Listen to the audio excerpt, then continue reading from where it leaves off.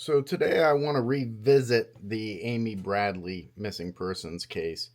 I did a video about it a few years ago, but last night I watched the Netflix documentary about it, and there was some things revealed in there that maybe changed my course of thinking a little bit. And I don't recall specifically off the top of my head what my my deductions told me during that first video, but I assume that I didn't come to any final conclusions because just as I sit here today, I still don't have any, but I lean a certain way.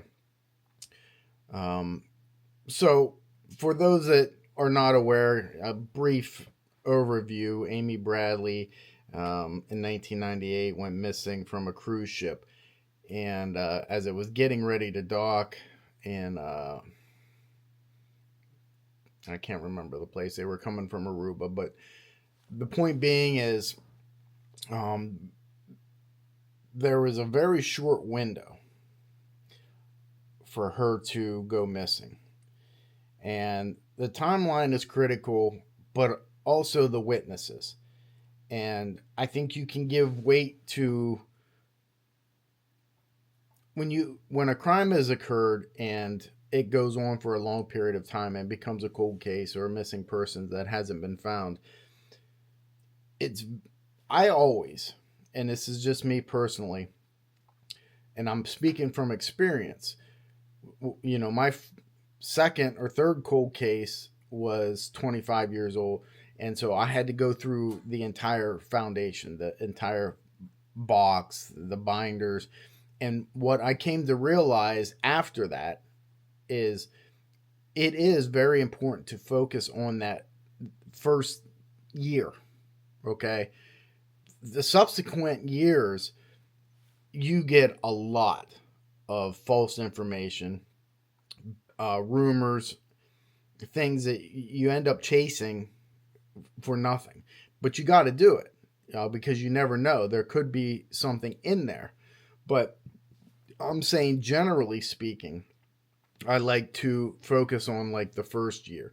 That's why when I get police reports on these cold cases, you know, I don't ask the officer for the entire box. Okay. Number one, that's too much of a burden. They're already doing me a favor by giving me the police reports. But number two, I just need the first 25 pages because I think you can get a really good sense of things, the facts that are there. So, with saying that, when I'm getting, in Amy Bradley's case, interviews from witnesses 15 years later, um, I don't put as much stock into that as I do that day. Such as, there was two witnesses, two girls on the top deck who saw Amy Bradley around 5:30 going with this guy, the bass player from the band. Now, there's some controversy there, but there shouldn't be, I don't think. I think that is something I would rather focus on that than I would say an American tourist, however many years later, is in Barbados and she's in a bathroom and she sees a girl who says her name is Amy. She has a southern accent and she's being forced into this bathroom and forced out. That could be credible. Okay. I wouldn't shush it, but I tend to focus more on what had happened just the day she went missing. So I want to get into the timeline a little bit because the timeline is very important in any cold case or missing persons. Amy is dancing at a nightclub with her brother on this cruise ship. Brother Bradley returns home to their room about 3:35 in the morning. and Amy returns 5 minutes later. They sit outside on this little deck, smoking, talking, whatever. He goes to bed around 4 o'clock. He says he shuts that sliding glass door. That's very important. Amy, stays out on that little patio deck. Dad wakes up, and it's a small room. You know, he can see out there. He says he wakes up around 5:30. So 5:30, and he sees her legs laying down out there on this lounge chair. So he just rolls over and goes back to sleep. Then he wakes up at 6 a.m. And again, that's only 45 minutes later, approximately, and she is not there. And there is the sliding glass patio door is open about 14 inches, I want to say. It's in the details, right? So, something happened. She's gone at that point in time, 6 o'clock. So, you have a small window from when she left that cabin. Now, the question becomes, does she jump overboard? Is it an accident? She falls off of that. Or does she leave on her own accord? I think we can relatively simply deduce some of these theories, okay? Now, the one theory that I certainly want to get into is... Now, before I get into the theory, yeah, she went missing. Dad woke up at 6 o'clock. She's not there. He goes out and kind of looks for her on the ship, doesn't find her, and they are docking. And they are getting all ready to go to the island and sightsee, and there's 2,000 people on board. This is a big ship, okay? It's like a small city.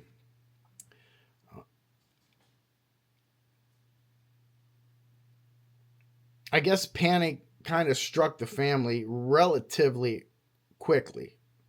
You know, around 6, they knew something was wrong. I don't know why that is. She was an adult. You know, she was, I don't know, 21 years old, 22, 23. But regardless, they felt something was wrong. They didn't want people to dock and get off the ship.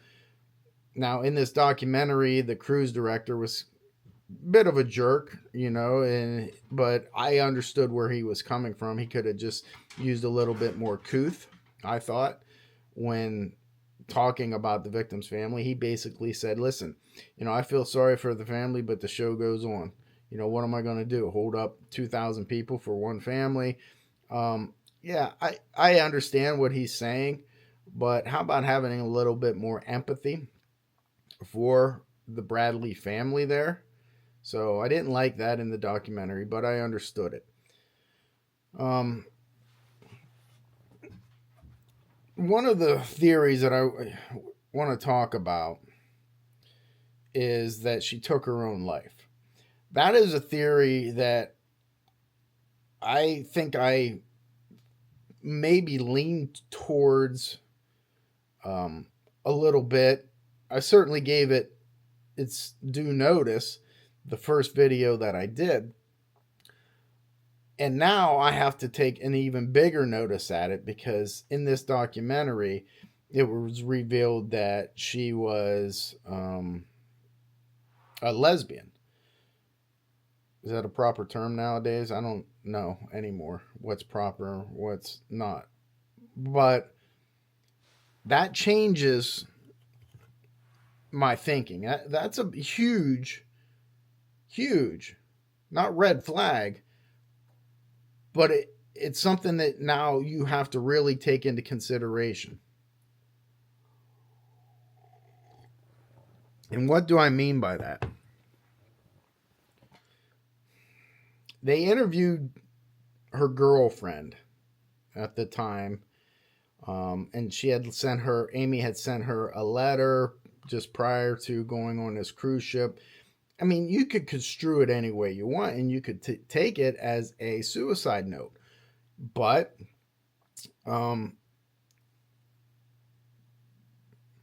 I don't believe that. Not that I don't believe that she did that. We're not there yet in the assessment. But I don't believe that that note was that. To me, it's like the family, and this happens a lot, okay? And I pass no judgment.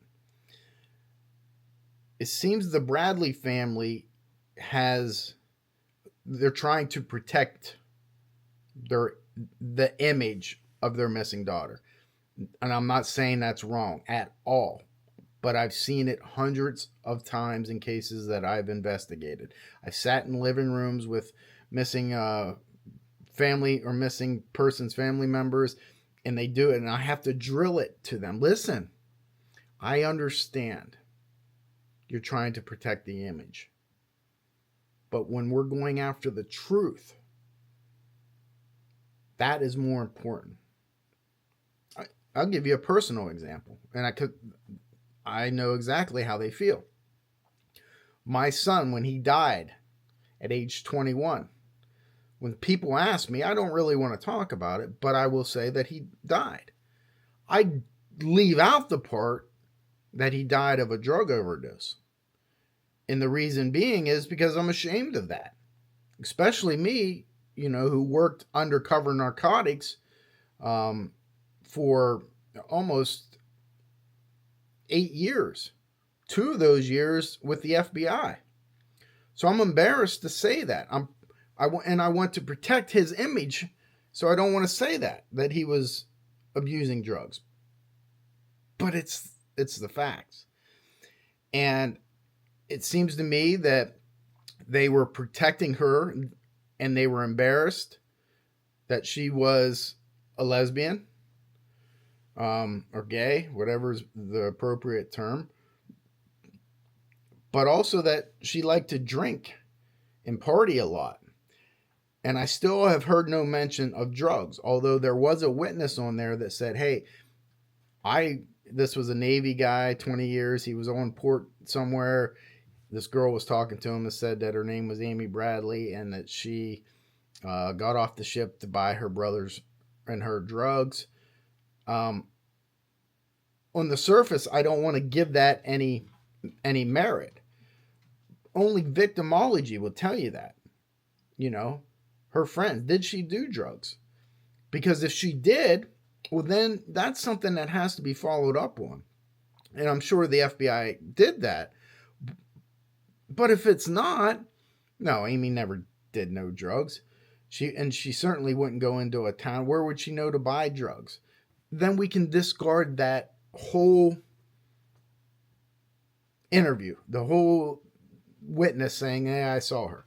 Not saying he's lying, but maybe he misremembers, things are taken out of context, so on and so forth. But don't waste your effort tracking that down if in her victimology it's not plausible. But again, I think the family is protecting the image a little bit. So learning that she was gay is very relevant to her taking her own life. So I want to stick with that theory for a second, because just because she's gay doesn't mean, hey, she's going to take her own life.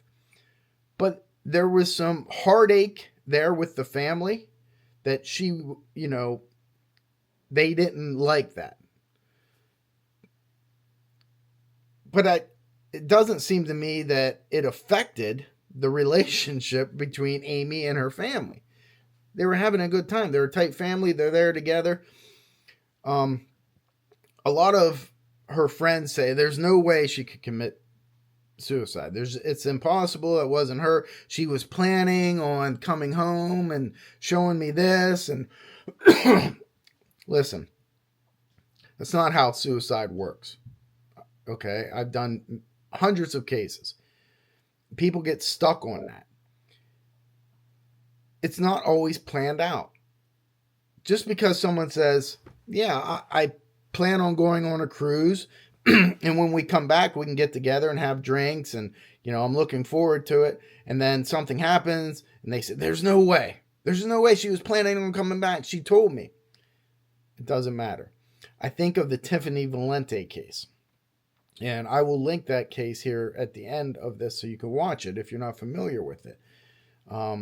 There's some controversy there. Of course, there always is.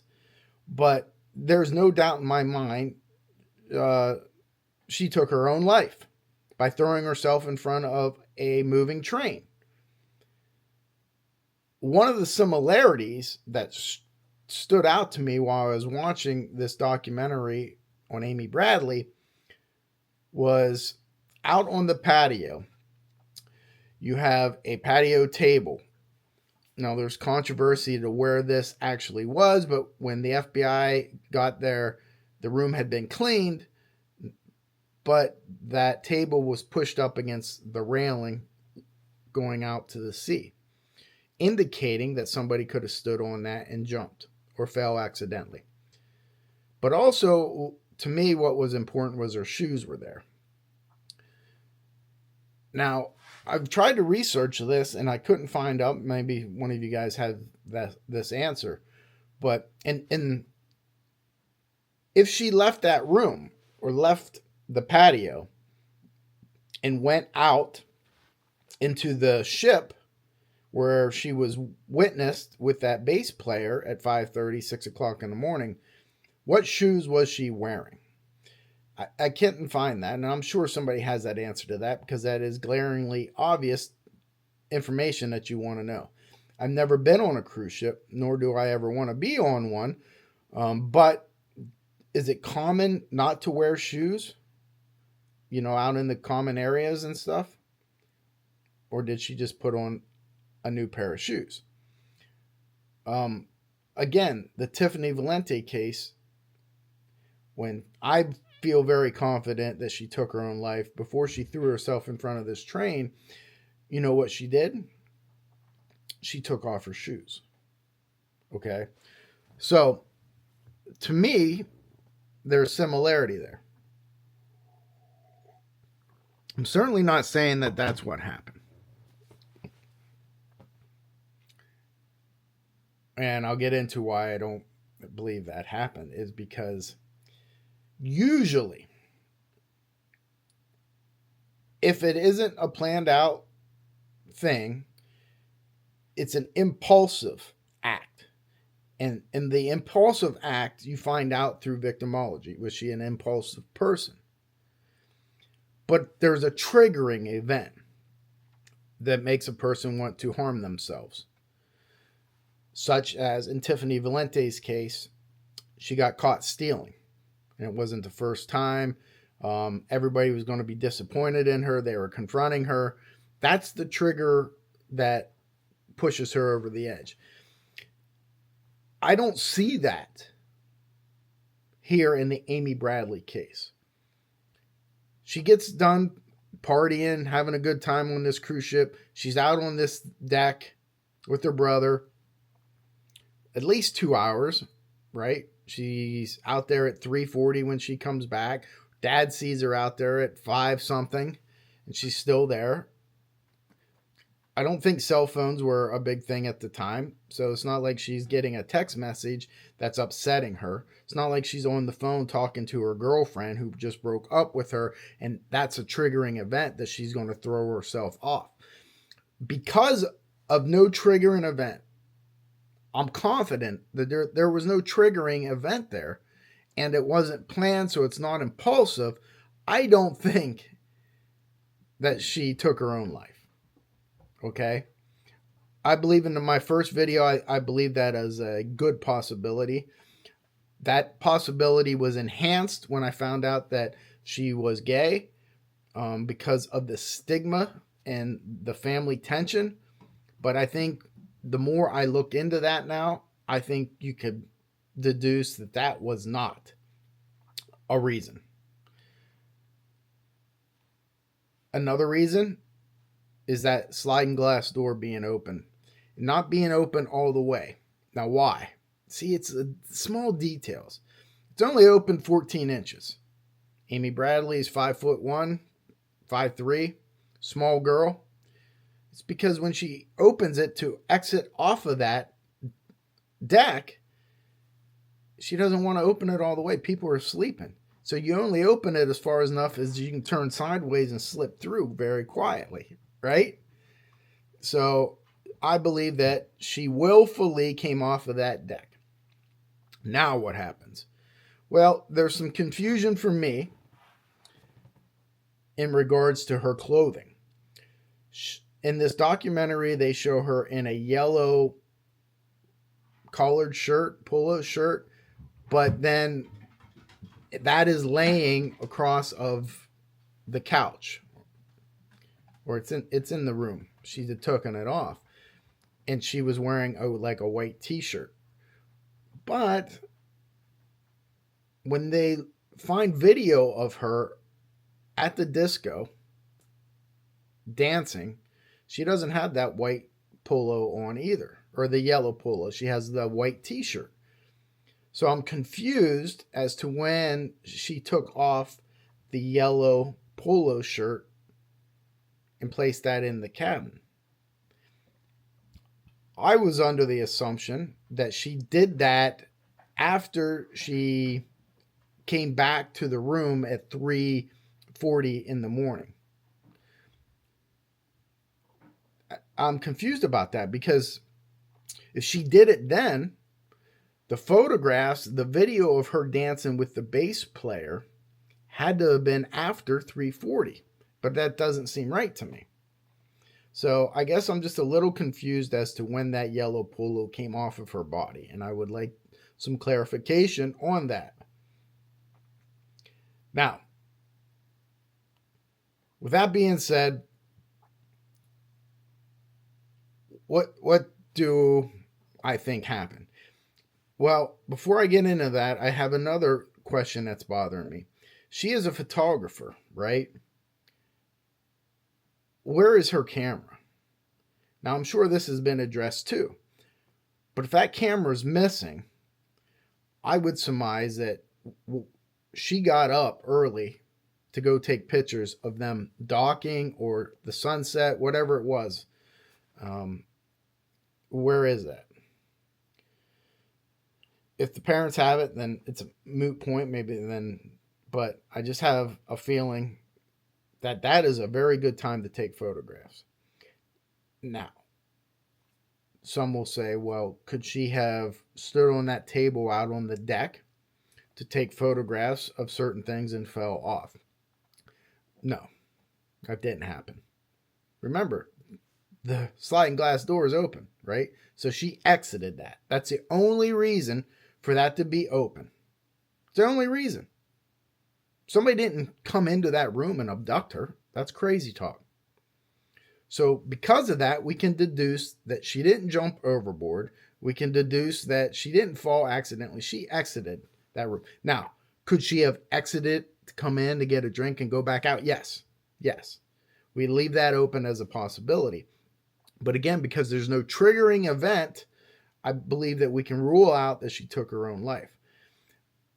If her camera's missing, okay, then there's a possibility, however small, but you have to look at it, that she stood on a table.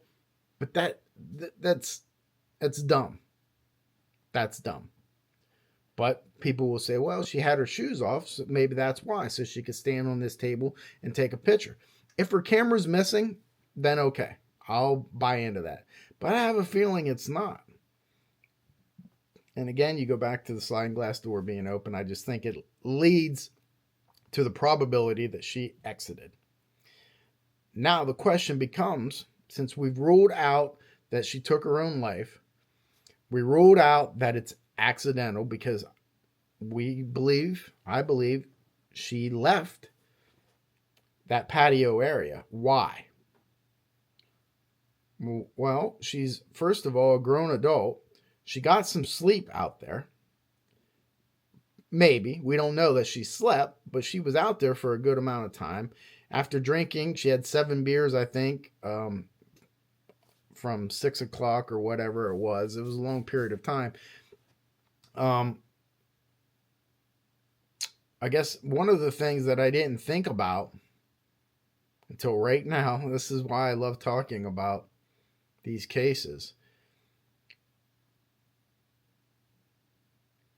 is maybe that door could have been open because she had to go to the bathroom. I mean, you're out there from 3:40 till at least 5. You have been drinking for a long period of time. You would have to pee, right? So maybe that's why it was open. I don't know if there was a bathroom in their room or if it was a common bathroom. And that's something that very well could have happened as to the reason she left. If there wasn't a bathroom in the room and there was a common bathroom, maybe she left to go out to go to the bathroom. But regardless, I believe that she leaves that room and she ends up with this bass player again. Now, in my original video, I certainly believe that it's possible that they hooked up for a rendezvous. They were dancing together that night. Maybe they had plans to hook up in the morning to have sex. That's normal. But now I find out that she's a lesbian. That makes that less probable, especially at 5:36 in the morning. If that was the case, why wouldn't they just leave the dance floor and go? Why would she come back to her room for 2 hours? That doesn't make any sense. And we know that the bass player checked into his room at about the same time, I think 3:36 in the morning, as Amy did. So if they were dancing up there, they parted ways and they went their own separate way. But I believe the two witnesses who said they were on the top deck and they saw Amy. She's very distinct because of her short hair, I believe. And I believe that they saw her with that bass player. And he had the two girls identified, her and him, going up the elevator to the disco. And then they next see him walking by himself past them. And they thought it was odd because earlier he had been flirting with them. And now he wants nothing, doesn't even want to look at them, right? Very odd behavior.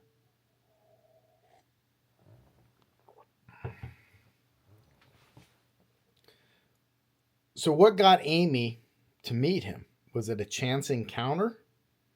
I don't know. I don't have an answer for that. But I think that we can deduce, or I feel confident in deducing, that she didn't harm herself and there was no accident of her falling overboard. And I think I leaned towards that theory when I did the first video.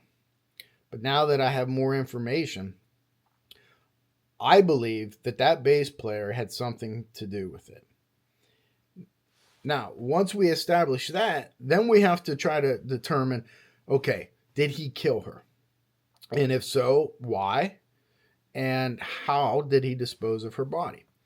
Well, disposing of a body on a cruise ship is relatively easy, right? You throw them off. But I don't believe that happened. Just like I don't believe it was an accident and she fell overboard, because they were docking. They were close to where the island is. Close enough that I feel that, number one, she was an athlete and she probably could have swam it. Now that's pushing things a little bit maybe, but it's still possible. But more importantly, when you talk about the waves and the people that lived there, and they interviewed the police chief, I think it was the police chief, and he said her body would have floated up. I guarantee it. It would have came ashore. And I believe him. So I don't think that if the bass player had anything to do with it, that he killed her and threw her overboard, even though that'd be the most logical thing to do. But let's just say let's give this scenario a shot. She meets up with this bass player for whatever reason, even if it's coincidental. He sees her, he's up getting breakfast. Hey, we're getting ready to dock. Come here, blah, blah, blah.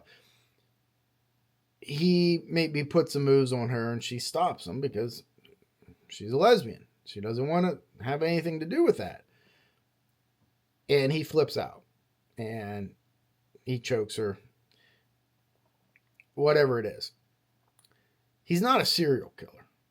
It's not like he's done this before. So he's going to panic. And the first place that he is going to put her body is overboard. And it didn't happen. The second thing he could have done was stash her body. He would probably know on that ship a place to do it. But the ship was searched by 900 people. That tells you how big this ship was. And she wasn't found. So if she's not in the water, she's not stashed somewhere dead, then where is she? So I think we could roll, I feel comfortable rolling out that he killed her. Which leads to two more scenarios. One, that she walked off by herself. Remember the theory about her getting drugs for her brother. I don't buy that at all. I don't believe that she would walk off that boat by herself without telling her family.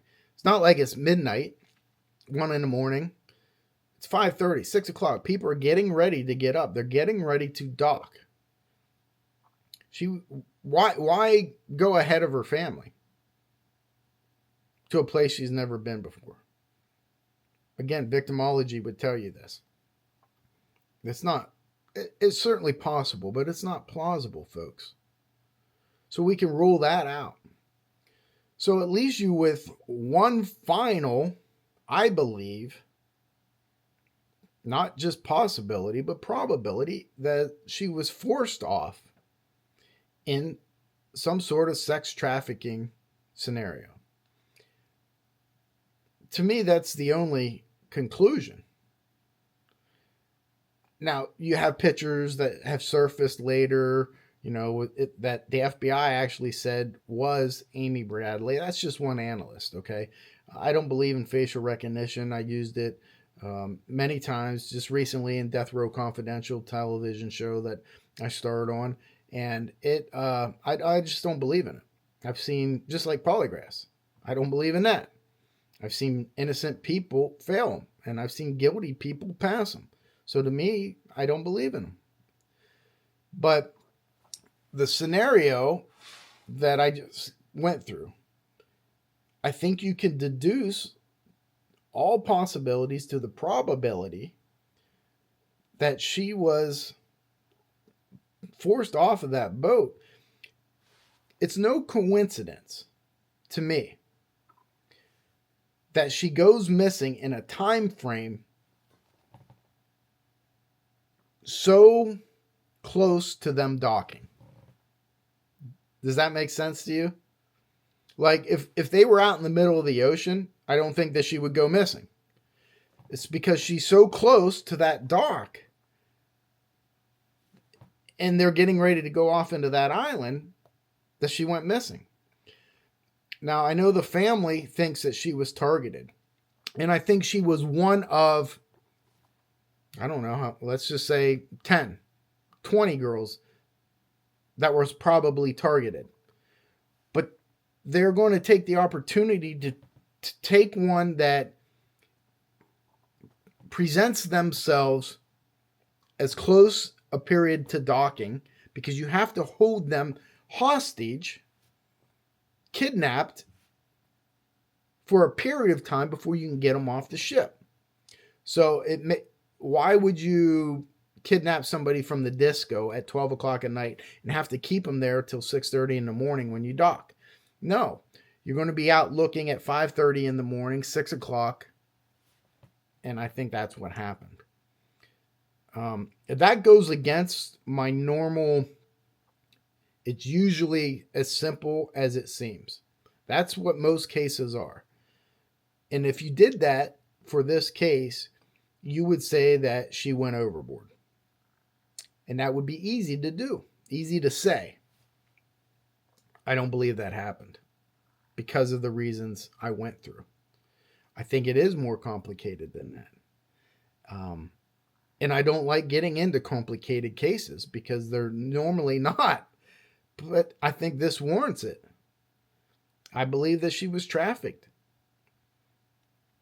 And I believe the bass player was involved in that. Now, in this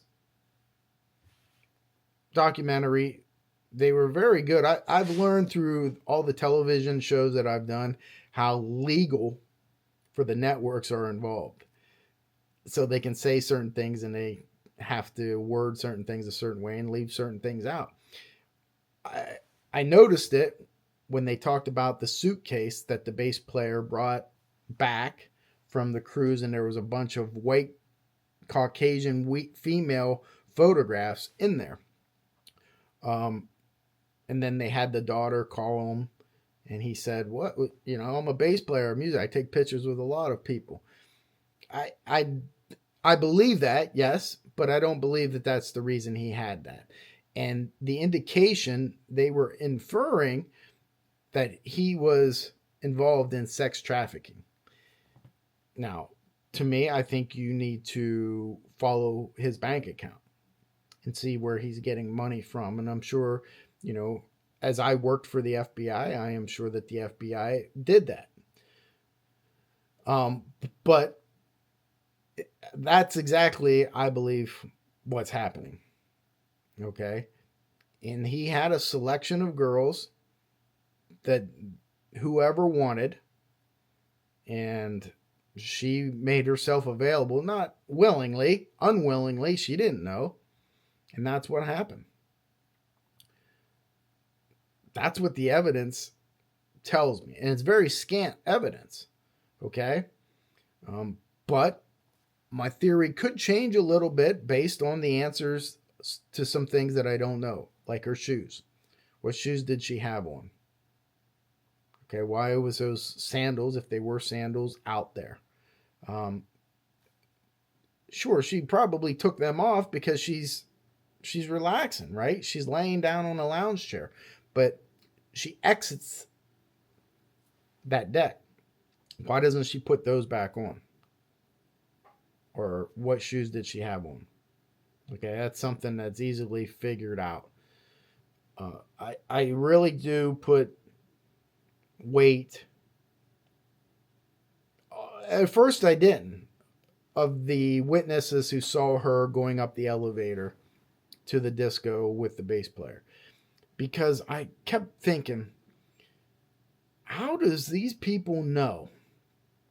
There's 2,000 people. That's a lot of people in this ship. How do they know that it was her? But then you start thinking, okay, scenarios, time frames. This is at 5:30 in the morning.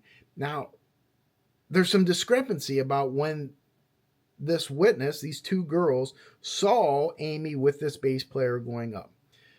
But if you read the testimony of the interview, yeah, there's no concrete evidence of the exact time that they saw them. But they went back to their room and they had to knock because they forgot their card to get in. And one of the parents woke up and said, "What are you doing out so late?" It was like 6 o'clock in the morning. So, I mean, I think the timeline certainly fits. It's not like those witnesses saw Amy with the bass player at 2. We certainly know it wasn't 3:40, right? Because she's with her brother on that deck. It's not at 5 because what? Dad saw her on the deck. So when you deduce those things, you can say they're telling the truth. It's at 6 o'clock in the morning, 5:45, let's say. It's early. There's not many people out and about. That's how I believe they knew it was Amy. Her short hair, they knew the bass player, they had saw him, and they were together. So I put a lot of stock into those two witnesses. And if you do that, who's the last person that Amy Bradley was seen with? Now, there's some idiots out there that want to blame the brother. And I just find that appalling, laughable. Well, they got into a fight and he threw her overboard. Those are these amateur true crime detectives that have no business spouting off their opinions, because that only hurts the family and you're re-victimizing them. And that's horrible. Okay? You have to know what you're talking about before you make a statement like that, and you have to have evidence to back it up. Am I accusing this bass player? No. I am saying he is a suspect, but I have evidence to back it up. Not just that he was the last person to be seen with her. He was dancing with her, right? His story doesn't match his timeline. He says he went back to his room at 1 a.m. Heard that from his own mouth on that recording, where the evidence shows that he didn't get back to his room to 3:50. So why are you lying? Innocent people don't lie.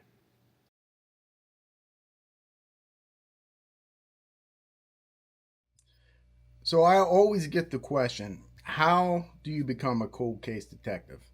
Ken Mains, how did you become a cold case detective?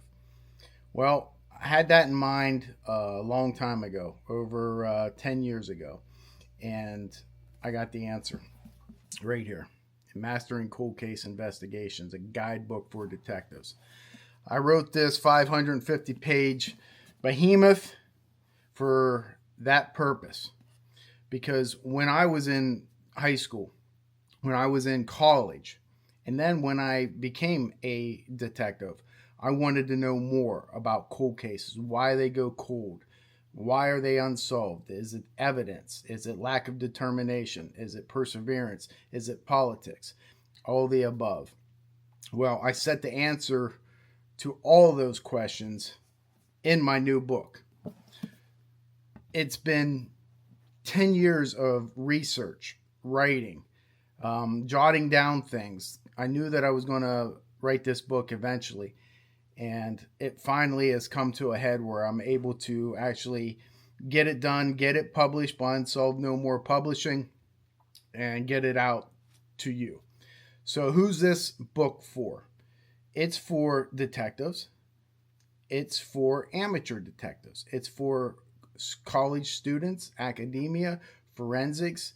The topics I cover in this book, from what is a cold case, victimology, research, crime scene location, criminal profiling, conflict, greed, sex and revenge, possibilities versus probabilities. That is huge in this book. I go through that a lot because that's the basis and foundation of my methodology. Evidence, sketches. Of course, you have affirmations. Why should you listen? Social media, the rule of psychology, equivocal deaths, modus operandi, signature.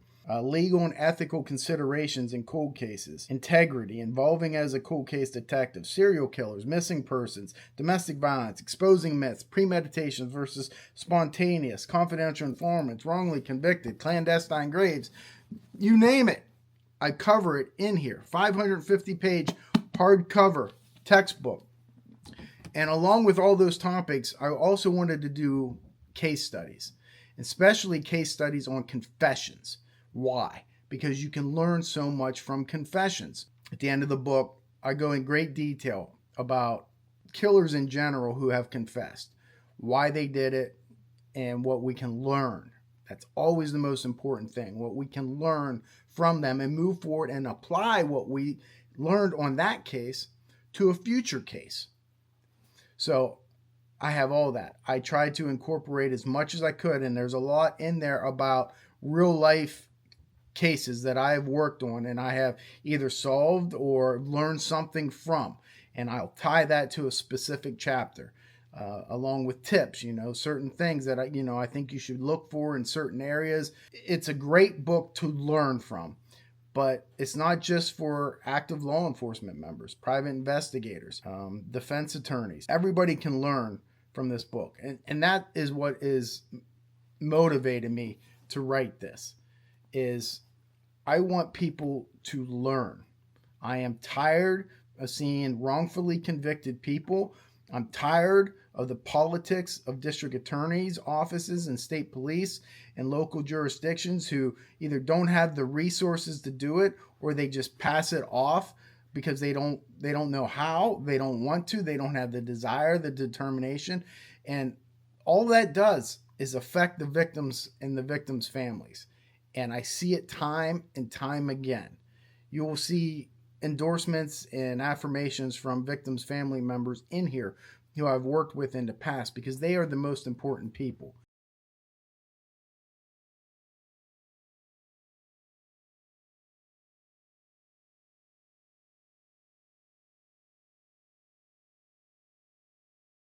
To pass off what I have learned to you, so you can be a great investigator, you can be a great detective, and you can solve cases just like I do. Get your copy now. I'll sign it. I'll get it out to you and start learning. That way we can start solving cold cases together.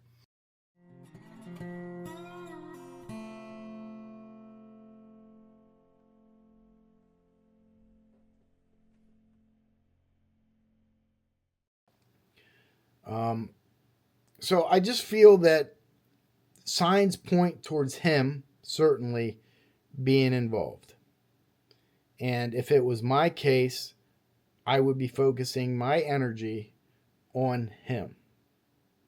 And then the links off of him. Okay, who's his associates? Who did he call? Who does he talk to? And go down that route. Because remember, my basic philosophy is the first thing that you look at is conflict. Who does Amy Bradley have conflict with? Well, there's nobody. So you have to rule that out. Okay, then we look at GSR, greed, sex, or revenge. Which does this fall under? Well, we don't know yet, but we can start deducing. Revenge is off the picture. Unless she got into a fight. If somebody came forward and said she got in a fight with a girl that night on the dance club because Amy was dancing with her man, then we can look at revenge. Okay, but none of that happened, so you can get rid of that.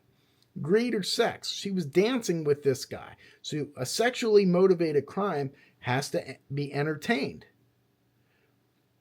But we find out, okay, well, she's lesbian. That might not fit into it, but he could still have that urge and try, and it's still a sexually motivated crime. You still have to think about that. Greed.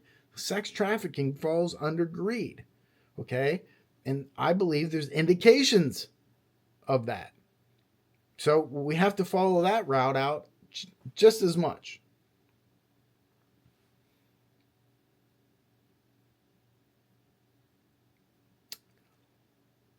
I felt so bad for that dad. So horribly. I can't even imagine how he felt, how he feels to this day. I'm in admiration of that family for being as strong as they are. The brother, I think it's remarkable. I think he looks just like Amy. No, that's not a knock on him. I think the genes are so strong there that, he looks just like her. It's crazy to me.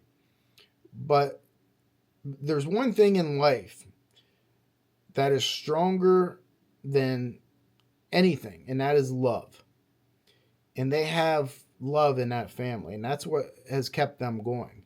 I don't know if they're religious or not, but I will tell you that they have love. And Bradley's love for his sister is admirable. And I'm envious of that love that he has for his sister. They've traced down every lead, and they seem to keep an open mind, which is something you have to do. I'm sure that they have their own theories, and I don't know what it is. I would tend to say I know that they would not most likely entertain that she took her own life, because most families will not entertain that, even if they leave a note. I always tell the story that I was hired by a senator whose daughter had took her own life, And she left a note, and, he just did not believe it. He believed that she was murdered. And, I spent, a few months investigating that, and it was a open and shut case that she did. And he just couldn't accept it. And he's not the only one. I mean, it happens. I review cases a lot where that is with the family. So I believe that they would not even entertain that. I certainly, as an investigator, being non-biased, entertained it. And I thought it was a strong possibility, especially after I found out that she was gay.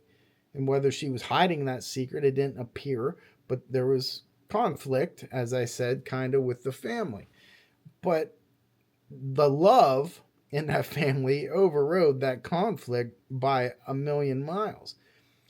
And again, little things like that door being open, the patio door, the sighting of her with that bass player, it just certainly leads me away that she harmed herself. And so the family's right to not entertain that, I guess, is what I'm trying to say with that. So I'm trying to think if there's anything else that I wanted to cover in regards to this. The website, amybradleymissing.com or something like that, where they looked at the analytics of that and the data, and they determined that somebody on holidays was spending time looking at pictures and for long periods of time, and they suggest that it's probably Amy. Certainly could be, but I think they want to know why the increased traffic, I guess, on Thanksgiving and Christmas. And to me, it doesn't point, I don't think, to Amy. It points to people being off of work on holidays. So the increased traffic is going to be there. But it certainly could be. Stockholm syndrome, they talked about a little bit, where the kidnapper starts identifying with their captors. You see that with Elizabeth Smart, who I'm going to be having on my channel here, hopefully in the next month or two. I've reached out to her, and she wants to come on the show, but that's a whole nother topic. But she can talk about that, where she was kidnapped and raped and assaulted, but after a couple months is back in her hometown, walking around with a mask on, and is stopped by police officers who said, "Are you Elizabeth Smart?" No. She had Stockholm syndrome. Okay. Now, Amy's not a child, but it doesn't matter. Patty Hearst had it as well.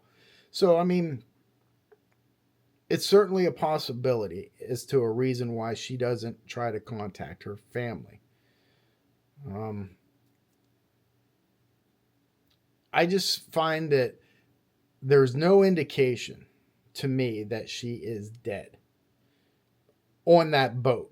She could have died now. It's been 20 years, whatever, 98, 2008, that's more than 20 years. She certainly could have died by now. But on that boat, I don't think there was no indication that she died. The boat was searched and her body was not found. Now, if she was murdered on that boat by this bass player, he would have to get her back into his room. Now, I think we can rule that out, right? Because there is only one indication that he went back into his room. That was at 3:56 or whatever it was. Remember?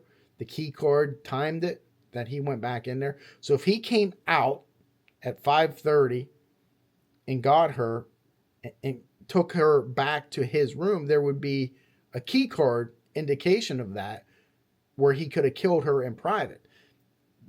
I don't believe it's likely that he would have killed her out into a common area and then drug her That doesn't make sense. Okay? That doesn't make sense at all. But I am curious now that I think about it. When did he check back into his room? Like, we know he went in there at 3:56 or whatever it was. He had to come out to be seen by that witness at 5:30, 6 o'clock. Did he ever go back into his room? Or did he just disembark into, leave the boat to go to the island and never went back into his room? I'd be curious to know that as well. A lot of holes in the investigation, I think, but the FBI agent, the female, she and I laugh not at her but with her, because she was always peeling an onion back. She kept saying that, and it reminded me back to when people used to bust my balls at work, when they saw The Hunt for the Zodiac Killer, when I kept saying, that's huge. So they kept saying it to me as well. And she kept saying, we peel the onion a little back. Anyhow, I digress. One of the things that really stood out to me is when the parents, around 6:30 or whatever, 7 o'clock, when they know something's wrong and Amy's missing, that they said everybody continued having a good time, laughing, and they're going through this nightmare. That struck me, and I don't know why. I guess because I could put myself in their shoes. Something's wrong, and you're trying your hardest to make sense of it, figure it out, get help, and everybody's just going on with their life. And I use that because I always say in cold cases, especially with detectives and police officers who don't give a shit. I've seen it with Westmoreland County in the Stephanie Coyle case, when the victim's family continually calls them and asks for updates, and they never call them back. And I always say it's because it just doesn't affect them. You know what I mean? Unless it happens to you directly, you don't care. You might say you care, but if you cared, you'd at least call somebody back. And that is my biggest gripe with law enforcement, especially in cold cases, when they don't have the common decency to just call the victim's family members back. Even if it's just to say, we don't have an update.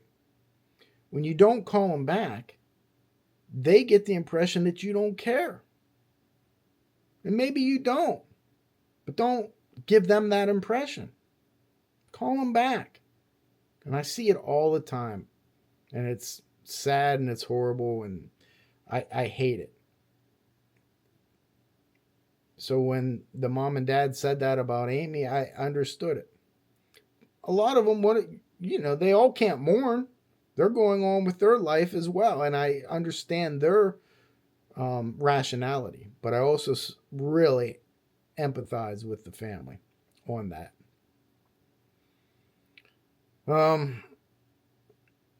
Anything else that I'm missing?